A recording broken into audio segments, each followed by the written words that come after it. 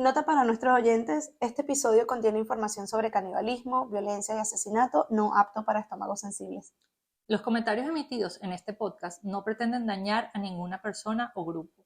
Los datos utilizados en los episodios son extraídos de artículos de prensa y documentales disponibles en línea. Y bienvenidos a nuestro podcast. Mi nombre es Vanessa Sabati. Y el mío, Nancelvi Rivas. Y esto es Criminal. Para comenzar, queremos explicar por qué decidimos hacer este podcast. Nancelvi y yo descubrimos que tenemos un placer culposo en común, y es que amamos las historias de asesinatos. Nuestra lista de Netflix es así prácticamente toda la de asesinos seriales y tenemos como 3 documentales de cocina. Así que dijimos, ¿será que nosotras seríamos capaces de matar a alguien? Así que antes de terminar en un documental de Netflix por asesinas o por cualquier cosa así, decidimos hacer este podcast para liberar estas para energías. Liberar y desahogarnos. Bueno, este capítulo va a ser un capítulo introductorio. Vamos a explicar más o menos, bueno, más o menos no, vamos a hacer lo que vamos a hacer. Explicar qué es un asesino en serie, algunas características y otros datos que encontramos por ahí en internet, ¿no? Bueno, para empezar, les cuento, en el año 2005 se hizo un simposio de asesinos seriales. En la división del FBI que se llama el Behavioral Analysis Unit, que sería unidad de análisis de comportamiento dedicada a investigar los delitos contra adultos, perteneciente al National Center for the Analysis of Violent Crime. Vamos a ver cómo me salió esto en inglés, que sería el Centro Nacional para el Análisis del Crimen Violento del FBI. Organizó este simposio con el objetivo de reflexionar sobre el estado actual de las estructuras dedicadas a investigar este fenómeno delictivo para detectar problemas tanto metodológicos como de procedimiento y efectuar así un más eficiente afrontamiento policial, ¿no? Bueno, para empezar vamos a definir qué es un asesinato en serie. Un asesinato en serie, bueno, y esto, como se definió en el simposio, el asesinato es el asesinato ilegal de 2 o más víctimas por el mismo delincuente o delincuentes. El asesinato siempre es ilegal. Siempre es ilegal, siempre ilegal. Solo quería aclarar. Exacto, eso. Queremos aclarar eso. Y en eventos separados. Esto es muy importante destacarlo porque se diferencia precisamente del asesinato en masa, que es el asesinato de 2 o más personas cometidos por un delincuente o delincuentes sin un periodo de enfriamiento. Según la definición, la falta de un periodo de enfriamiento marca la diferencia entre un asesinato en masa y un asesinato en serie. Que ahí sabemos que para que sea catalogado como asesinato en serie tiene que haber por lo menos 2 o 3, ¿no? Que dependiendo de la fuente hay unos que dicen 2, otros que dicen 3, pero tienen que haber ocurrido en eventos totalmente separados. Exactamente. Algunos de los mitos que existen sobre los asesinos seriales los voy a mencionar y con algunos ejemplos. Primer mito, todos los asesinos en serie son solitarios disfuncionales. No. No es así. La mayoría de los asesinos en serie no son reclusos marginados sociales que viven solos, no son monstruos y pueden no parecer extraños. Muchos asesinos en serie se ocultan a plena vista en sus comunidades. Sí. A menudo tienen familias y hogares, están empleados y parecen miembros normales de la comunidad. Debido a que muchos asesinos en serie pueden mezclarse tan fácilmente, a menudo son pasados por alto por la policía y el público. Les doy un ejemplo. Este es el que más me llama la atención. El asesino BTK, Dennis Rader, no sé cómo se pronuncia el apellido, mató a 10 víctimas en y alrededor de Wichita, Kansas. Envió 16 comunicaciones escritas a los medios de comunicación durante un periodo de 30 años, burlándose de la policía y el público. Estaba casado con 2 hijos. Era líder de los Boy Scouts. Sirvió honorablemente en la Fuerza Aérea de los Estados Unidos. Ajá. Trabajó como funcionario del gobierno local y fue presidente de su iglesia. Claro, muy importante. Sí, porque son miembros funcionales de la comunidad, a veces hacen hasta trabajo voluntario, muchas veces puedes encontrarlos en centros de ancianitos, este tipo de actividades que son así como muy altruistas y siempre están allí. Exacto. Nada que diga que son asesinos. genere una sospecha. Exacto. Terrible. O sea, que si es muy bueno para ser verdad, es porque probablemente... Eso es una alarma, un red flag. Exacto. Segundo mito, los asesinos en serie son todos hombres blancos. Tampoco es cierto. Tampoco. Contrario a la creencia popular, los asesinos en serie abarcan todos los grupos raciales. Hay asesinos en series blancos, afroamericanos, hispanos y asiáticos. La diversificación racial de los asesinos en serie generalmente refleja la de la población general de los Estados Unidos. Bueno, porque también, acuérdense que esto es el FBI, pero una de las cosas que vamos a hablar en el podcast son asesinos seriales latinoamericanos. Vamos a empezar por ahí, porque el mito de que no existen asesinos seriales en Latinoamérica es un mito. Sí hay, y hay varios, más de uno, más de dos, más de tres, y los crímenes son iguales o tan horrendos como los que vemos en estos miles de asesinos seriales norteamericanos. Seguimos. Mito número 3. Los asesinos en serie solo son motivados por el sexo. Tampoco es cierto. No todos los asesinatos en serie son de naturaleza sexual. Existen muchas otras motivaciones para los asesinatos en serie, incluyendo la ira, la emoción, la ganancia financiera y la búsqueda de atención. La ganancia financiera yo creo que es una de las que siempre está muy presente. Exacto. Te voy a dar un ejemplo. Paul Reid mató al menos a 7 personas durante robos de restaurantes de comida rápida en Tennessee. Después de controlar a las víctimas, las apuñaló o disparó. La motivación para los asesinatos fue principalmente la eliminación de testigos. El propósito de Reid al cometer los robos era obtener ganancias financieras, y algunas de las ganancias obtenidas ilegalmente se usaron para comprar un automóvil. Ah, bueno. Todo súper normal. No era más fácil robarse el automóvil, no sé. Digo yo. Es chistoso porque, bueno, no es chistoso, pero vas y ya haces algo que es ilegal, pero entonces para cubrir tus huellas, matas a un gentío. Es como que, sí, O sea, no. Te vuelvas a empastelar. Sin lógica detrás de la acción. Que voy por el cuarto mito. Este sería el Sí. cuarto. Ok, cuarto. Todos los asesinos en serie viajan y operan a través de estados. La mayoría de los asesinos en serie tienen áreas geográficas muy definidas de operación. Realizan sus asesinatos dentro de zonas de confort que a menudo están definidas por un punto de anclaje. Por ejemplo, lugar de residencia, empleo o residencia de un familiar. Los asesinos en serie a veces extienden sus actividades fuera de su zona de confort, cuando su confianza ha crecido a través de la experiencia o para evitar ser detectados. Muy pocos asesinos en serie viajan a otros estados para matar. Los pocos asesinos en serie que viajan a otros estados para matar se dividen en algunas categorías. Individuos itinerantes que se mueven de un lugar a otro. Personas sin hogar que son transeúntes. Individuos cuyo empleo se presta a viajes interestatales. Okay. Interestelares también. Yo dije, miércoles, llegamos hasta Interestelar, wow. O transnacionales, como los conductores de camiones o los que prestan servicio militar. La diferencia entre estos tipos de delincuentes y otros asesinos en serie es la naturaleza de su estilo de vida itinerante, lo que les proporciona muchas zonas de confort en las que operan. Claro. Otro mito, los asesinos en serie no pueden dejar de matar. Y esto a mí es una de las cosas que me llamó la atención. Se ha creído ampliamente que una vez que los asesinos en serie comienzan a matar, no pueden detenerse. Sin embargo, hay algunos asesinos en serie que dejan de asesinar por completo antes de ser capturados. En estos casos, hay eventos o circunstancias en la vida de los delincuentes que le impiden buscar más víctimas. Estos pueden incluir una mayor participación en actividades familiares, o sea, se vuelven familiares de repente, sustitución sexual y otras diversidades. Por ejemplo, el asesino de BTK que acabo de mencionar asesinó a 10 víctimas desde 1974 a 1991. No mató a ninguna otra víctima antes de ser capturado en el 2005. Durante las entrevistas realizadas por la policía, el asesino admitió haber participado en actividades autoeróticas como sustituto de sus asesinatos.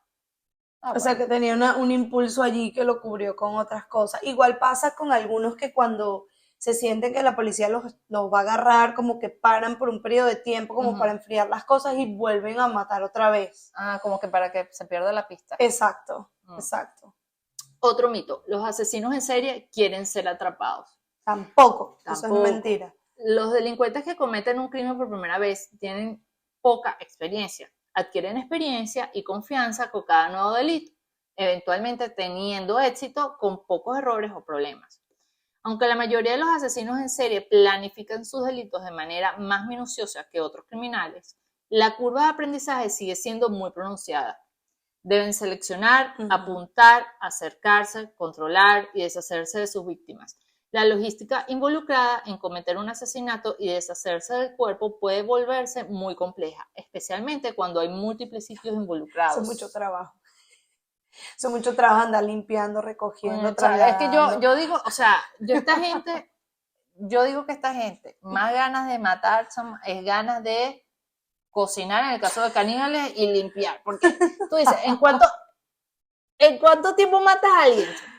Y digamos, en Estados Unidos que consigues una pistola en Walmart, o sea, eso es agarrar la pistola y matas y ya. Sí. O sea, y después vienen los otros, ¿qué haces con el cadáver? Sí. No, o sea, es mucho problema para lo que obtiene. Para lo que... Pero bueno, claro, que eso lo vamos a ir viendo con cada caso, que la motivación es distinta, las formas en las que se deshacen de los cuerpos distintas. Algunos que ni les importa deshacerse del cuerpo. O sea, hay tantas... Es muy complejo porque es como muy amplio también. Es muy complejo. Cada caso, sí. Y ahorita vamos a hablar de la causalidad y el asesino en serie, ¿no? Después del arresto de un asesino en serie, siempre surge la pregunta, ¿cómo llegó esta persona a convertirse en un asesino en serie? La respuesta radica en el desarrollo del individuo desde su nacimiento hasta la edad adulta. Los asistentes del simposio, porque todos estos temas se discutieron en el simposio, estuvieron de acuerdo en que no existe una sola causa o factor identificable que conduzca al desarrollo de un asesino en serie. En cambio, hay una multitud de factores que contribuyen a su desarrollo. El factor más significativo es la decisión personal del asesino en serie de elegir perseguir sus crímenes. Hubo varias observaciones adicionales que hicieron en el simposio, como por ejemplo, la predisposición al asesino en serie, al igual que otras ofensas violentas, es biológica, social y psicológica en naturaleza y no se limita a ninguna característica o rasgo específico. El desarrollo de un asesino en serie involucra una combinación de estos factores que existen juntos en una rara confluencia en ciertos individuos.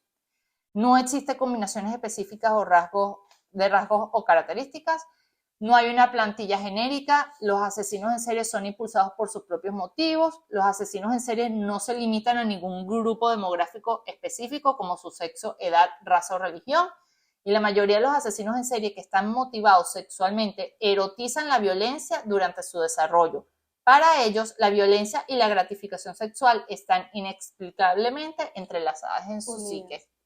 Y que también, ¿sabes qué? Lo de la motivación es interesante porque hay muchos de los casos, siempre unas infancias tormentosas, unos papás abusivos, o sea, siempre hay como eso. Hay unos que no. Hay unos que no. Entonces tampoco eso, porque eso también era algo que se creía como que, claro, es que le pegaban, pero no, ya está súper demostrado. O sea, básicamente esta gente se reunió en ese simposio para decir que no saben nada. Exacto. Es que al final dice como que, bueno, el tema es muy complejo. Es muy complejo, ya charlamos suficiente, les dejamos esto aquí. O sea, porque realmente no llegaron como a nada. No, porque es que no hay una plantilla general, como dicen. De lo que están seguros es que no hay nada seguro cuando se trata de asesinos seriales.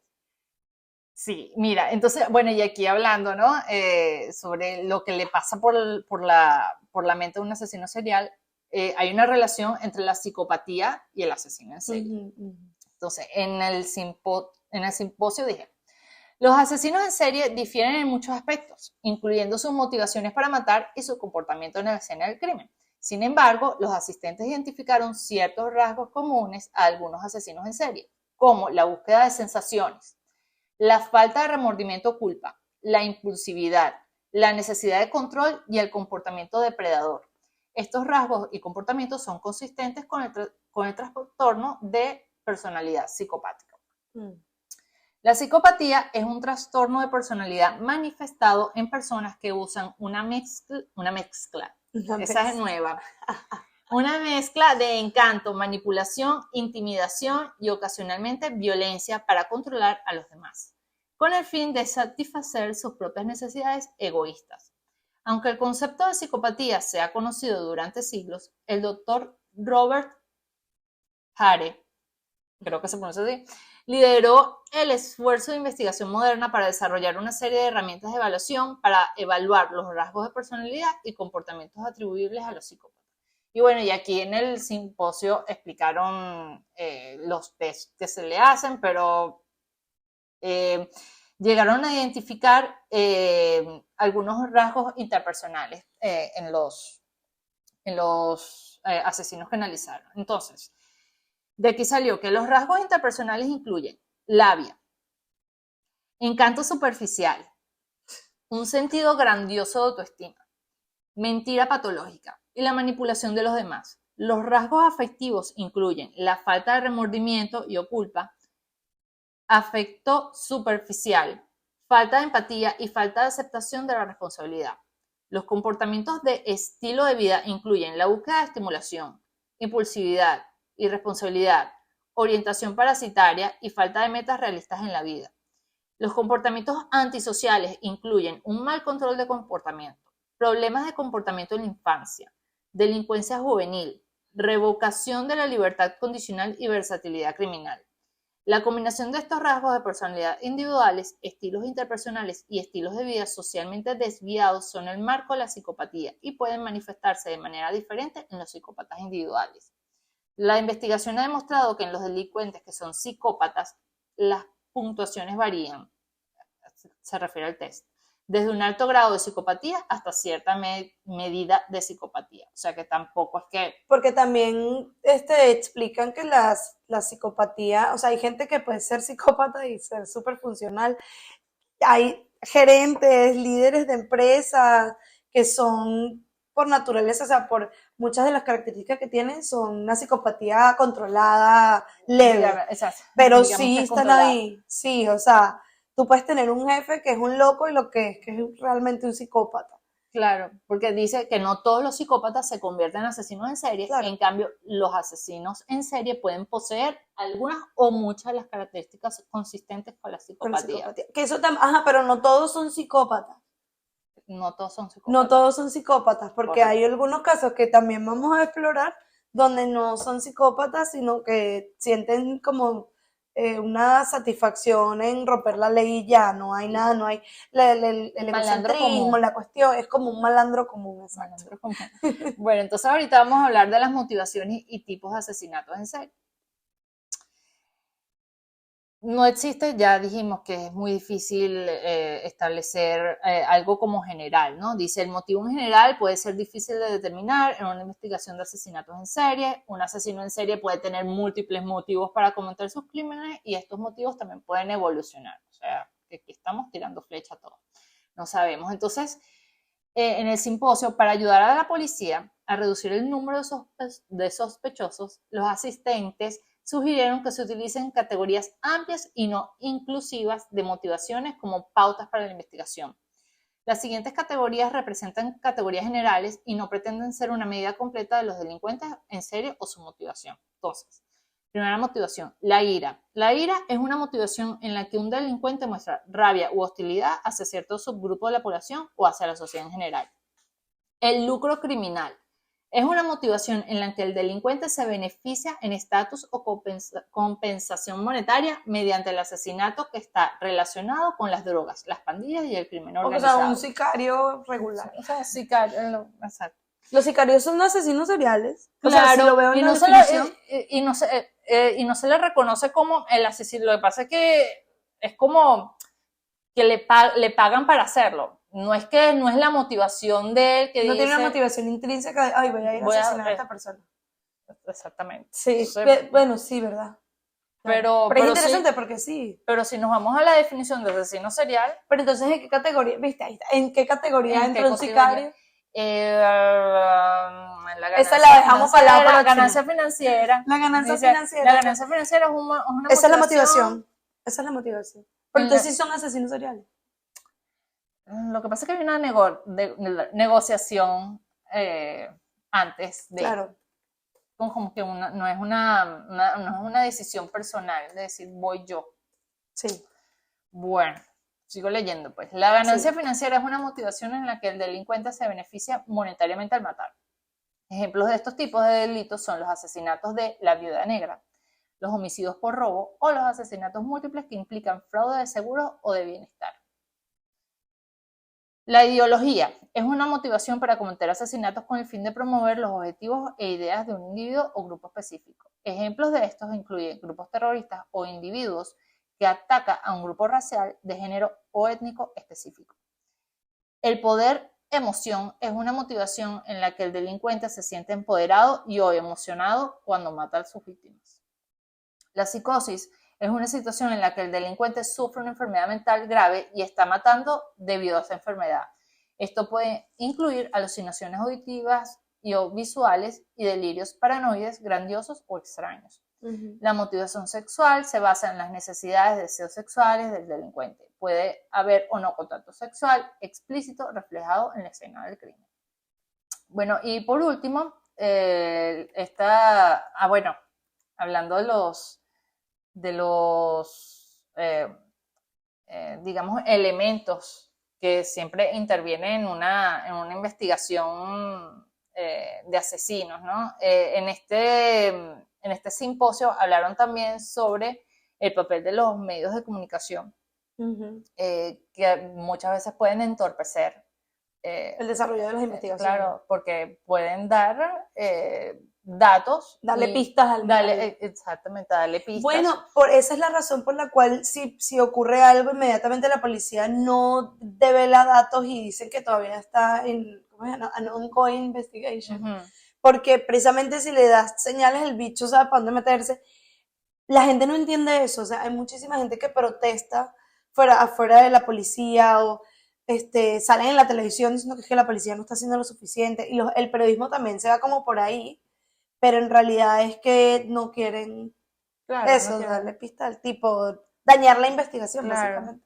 Que estos son, bueno, están los expertos que hablan y los pseudoexpertos, ¿no? Y a toda esta gente, yo no sabía, pero se les llaman talking heads, ¿no? Que serían cabezas hablantes en español, que es también un formato en esta comunicación audiovisual en el que nada más aparece la cabeza y los hombros de la persona, por eso se llama talking heads. Y bueno, todo muy lógico. Así como nosotros no somos talking heads porque no estamos en video, estamos nada más en audio, no sé cómo se llamaría esto, pero digamos que hacemos el papel de los talking heads. O sea, toda la gente que cuenta o revisa la información y luego la replica. Y ahorita pregunto, ¿y por qué nos gusta? Bueno, ahí te tengo varias respuestas. ¿Por qué nos gusta el tema? ¿Por qué estamos aquí nosotros? Te tengo varias respuestas porque en algún punto yo decía, bueno, si me gusta esto, entonces yo tengo algo malo. Claro, porque también, bueno, es un abanico. Porque hay gente que les gusta esto y les relaja. Hay gente que les gusta esto porque les parece interesante, no porque les relaja. Yo he escuchado gente que se pone a ver documentales de asesinos para quedarse dormido. Entonces, ahí dices, y que ya va. Que ahí pasa algo. ¿Qué pasa aquí? Entonces, empezamos como a revisar también esta información y hay varias cosas, que dicen. Una es, los psicólogos dicen, no hay algo realmente malo en que te atraigan este tipo de informaciones.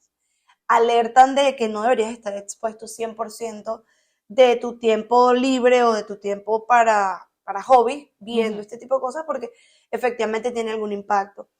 Lo otro es que hay como datos curiosos que también revelan a esta gente, es que, por ejemplo, el mayor número de fans de este tipo de entretenimiento, este tipo de documentales, este tipo de documentos, son mujeres.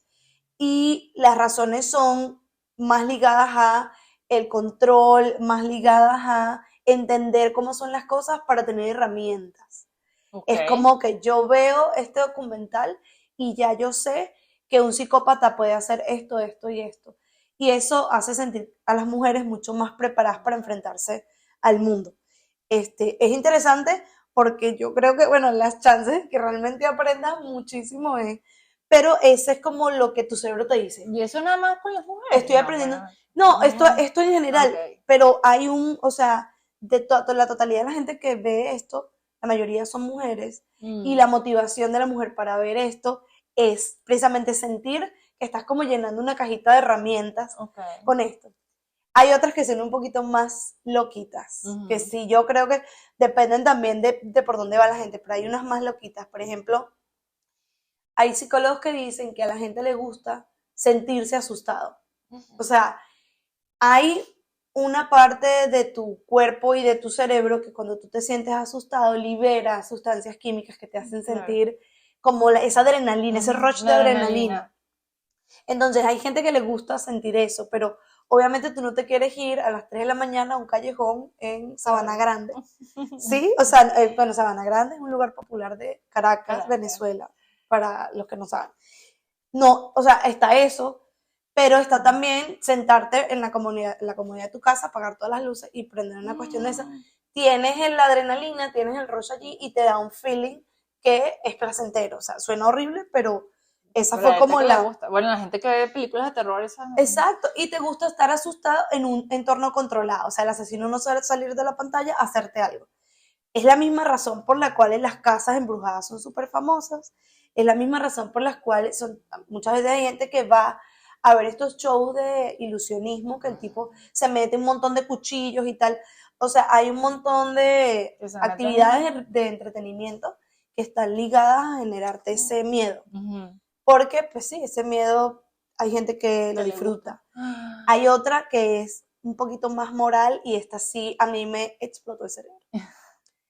Hay gente que viendo estos documentales se siente bien de no ser ni la víctima ni el asesino.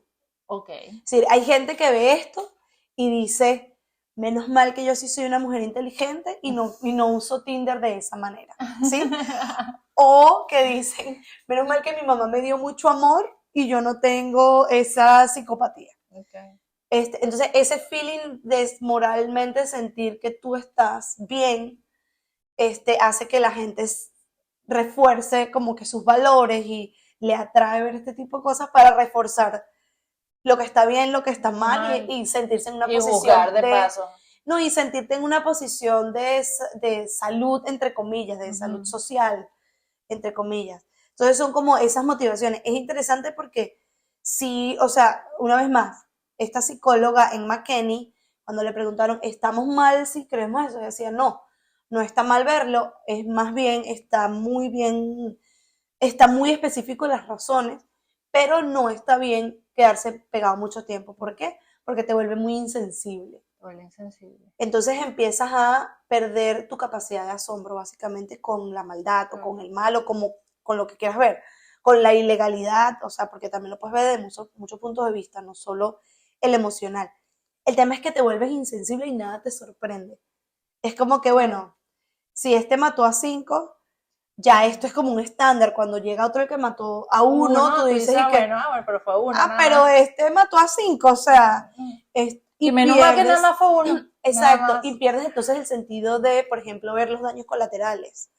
Cuando un asesino en serie va dejando rastros, no nada más va dejando muertos, va dejando un montón de gente que, testigos del suceso, las familiares, los amigos de esa persona, el grupo social en el que pasó, el pueblo, por ejemplo, que era muy tranquilo y de repente hay 5 muertos. O sea, hay un montón de daño colateral al cual te vas insensibilizando cuando te expones mucho tiempo a este tipo de información. No, y dígame, bueno, aquí hay algo más también. Dígame, aquellos que se vuelven fan del asesino. Bueno, aquí yo conseguí, mira, voy a mencionar este psicólogo, se llama Juan Muñoz, es psicólogo y docente español. Lo vi en las redes sociales. Él puso un post sobre por qué nos gustan los chicos malos. Entonces él dice, por ejemplo, Dahmer, Richard Ramírez, Ted Bundy, asesinos en serie que durante sus años en prisión recibieron dinero, regalos y peticiones de matrimonio por parte de sus miles de fans. ¿Cómo podemos sentir atracción hacia personas que han hecho cosas tan horribles? Ajá. Aquí la pregunta del $1,000,000.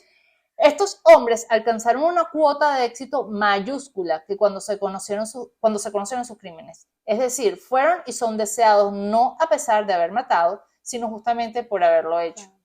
Sin embargo, las mujeres asesinas no reciben cartas, dinero ni peticiones de boda. O sea, es nada más con los hombres. Para las mujeres no, para los Para los hombres. hombres sí. Entonces, ¿por qué? ¿Por qué las mujeres no tienen ese club de fans? Parece que los hombres asesinos son tan deseados porque representan lo oculto, la aparente ausencia de emociones, lo enigmático, lo violento, lo atormentado, es decir, lo masculino. O sea, lo masculino socialmente ligado a todas estas cosas que obviamente ya seguro sale alguien y dice, pero tampoco es que todos los hombres son así. Bueno, La generalización existe para generar un estándar, no para que se ofendan los 5 que no nombraron. Entonces, dale. El asesino en serie y ese chico malo que sabías que no te convenía encarnan la masculinidad total. Y ahí que vamos de cabeza, ¿no? Podría decirse que esos rasgos tan propios de la masculinidad hegemónica activan en algunas mujeres el síndrome de la salvadora. Y aquí yo me incluyo. Síndrome porque de la salvadora. La salvadora. Yo lo sí, voy a ayudar. Exactamente. Él va a ser un mejor hombre gracias a mí. Ese, cuando me conozcas, cuando realmente sepas cuánto puedo quererte, conocerás el amor y cambiarás. Y es loquísimo porque eso aplica para cachos, eso aplica para maltrato en la casa, o sea, para violencia doméstica. Que no, yo lo voy a ayudar. Yo lo voy a ayudar. Él va a cambiar porque gracias a la... pero es que Disney, bueno, porque el amor todo lo puede. La Bella y la Bestia. La Bella y la Aquí Bestia. lo dice el post. De hecho, podríamos pensar que muchas mujeres que se enamoran de personas violentas ven en ellos el desafío definitivo. Ese, yo puedo cambiarle, que nos han metido en la cabeza de la infancia. Lo cual es interesante, sí, es interesante porque a mí, o sea, es muy creepy pensar que estás viendo que un tipo, por ejemplo, Ted Bundy, que estaba en juicio, que el juicio fue televisado, que además él se estaba defendiendo a sí mismo, o sea, todo un show, y ver que había chamitas en el mismo, o sea, en la misma corte allí, llorando por el tipo, o sea, se reían de las cosas que él decía, es como ya va. Bueno, pero es que, a mí Ted Bundy, lo digo, a mí Ted Bundy, o sea, yo lo vi y dije, este tipo es demasiado atractivo.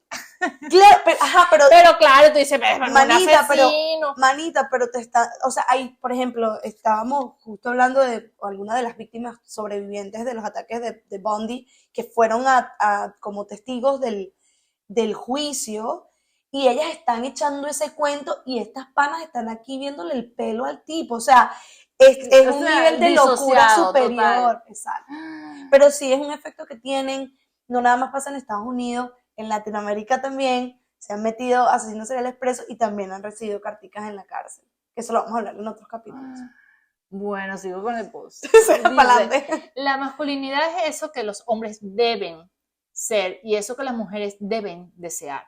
A ellos se les educa a no tener emociones, a ellas a salvarles del vacío que provoca en ellos la propia masculinidad. Pobrecito. Y aquí dice, el documental de Netflix de Dahmer ha vuelto a poner en relieve la fascinación que sentimos por los asesinos en serie. Por supuesto, no tiene nada que ver con el chico malo que te enamoraste a los 15 años, pero he querido traer el ejemplo para hablarte de este fenómeno. Claro. Aquí está. Sí, hay un tema ahí de que, porque en el fondo, y esto va a sonar como muy fuerte, pero en el fondo muchos de estos tipos son niños abandonados, sí, o sea, son gente que crece en unos entornos súper horribles o tienen unas historias muy fuertes de vida, entonces sí, o tienen enfermedades psicológicas no tratadas, o sea, hay un montón de cosas que están ahí y que también son víctimas, entre comillas, de algunas circunstancias. Pero, ajá, y los que siguen a esto, porque yo a veces digo, tú puedes ser loco de carretera, chaval, pero que la gente te siga, o sea, tú haces lo que tú tienes que hacer, pero que tú tengas seguidores, yo creo que eso está más loco todavía. Sí, porque la gente que agarra y dice, ay, a mí me encanta el tipo, y empiezan los copycats. Los copycats. Que a la vez, o sea, también hay casos en los que hay alguna psicopatía, alguna cuestión, ves esto y dices, este es mi ídolo, este es el gol, o sea, hay que llegar ahí, ¿sabes? Está heavy. Pero sí, ¿tú te enamorarías de un asesino serial? Yo espero que no. Yo espero que no. Vanessa, dentro de 3 meses, te presento a mi novio.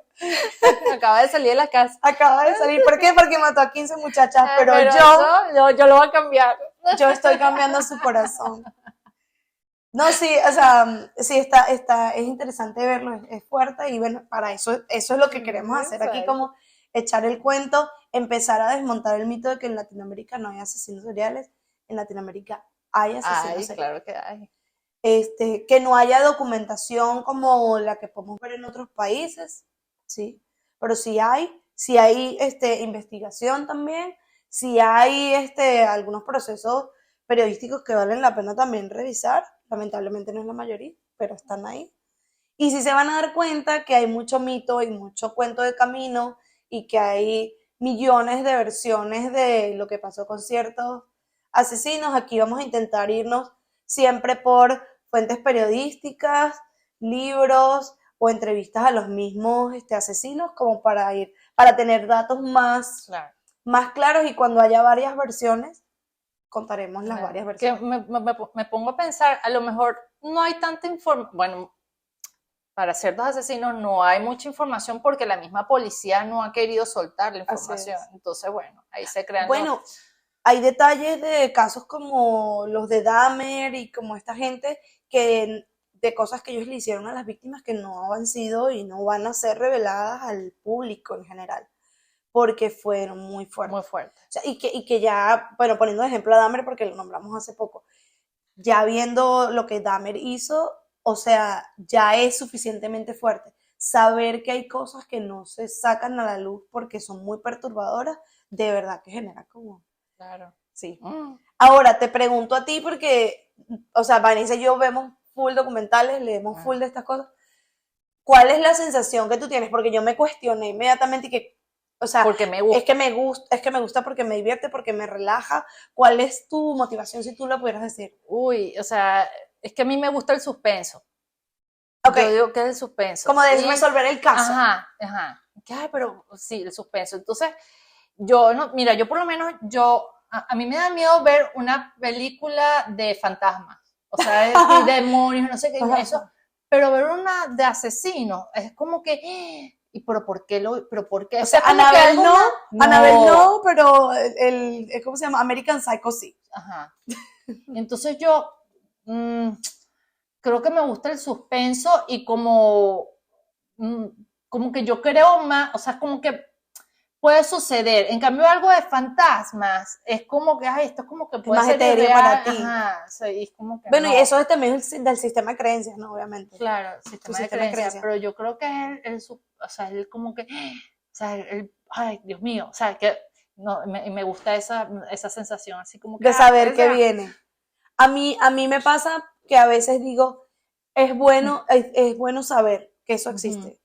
Y de hecho tengo gente cercana que no puede ni siquiera escuchar la noticia. O sea, porque realmente le afecta muchísimo.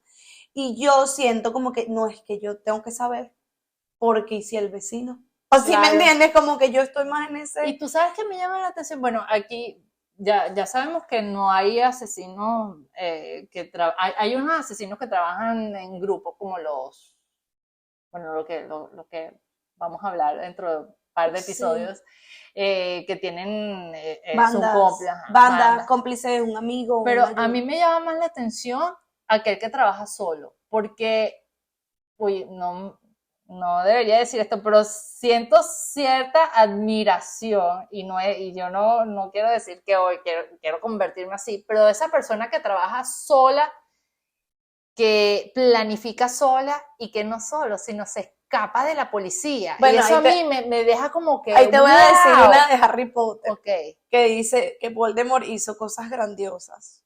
Terribles, pero grandiosas. Y a mí esa frase me parece impresionante porque sí, o sea, hacen cosas increíbles y solos, espantosas, pero cosas increíbles en el término de la palabra, o sea, como que no se puede creer, que se sale del estándar y solos. Es impresionante. Eso me llama mucho la atención. Que bueno, mucha gente lo dice, si usaran esa habilidad que tienen para otras cosas, para hacer cosas buenas, probablemente serían increíbles en cualquier cosa. O sea, tecnología, en investigación, socialmente incluso, o sea, tendrían un alcance increíble Claro. con el uso del talento, Pues pero eso sí, también es un talento. estamos descubriendo cosas de nosotras. Sí, me imagino que mientras conversemos, lo que sí te digo es que yo no me puedo dormir viendo un documental de crímenes. Yo sí me he dormido. ¿Tú sí? Yo sí me he dormido. No, y pero mucha gente, relajada. mucha gente, por lo que estaba viendo en la cuestión esta, decía, mucha gente lo pone para dormirse porque como que te arrulla. Yo no puedo. O sea, yo lo prendo y tengo que ver y no me puedo dormir con eso. A mí el sueño me gana. O sea, yo cuando tengo sueño, no me importa que estén matando al de al lado. A mí de verdad el tema, o sea, tienes que, sí me activa y me deja como pendiente y sí, me activa. No es algo con lo que me puedo dormir, pero hay mucha gente que le relaja los ojos. Bueno, yo no sé si... Ojalá que el podcast no relaje al punto de hacerme dormir que esta gente me durmió. Porque entonces sí. ¿Pero quieres agregar algo más?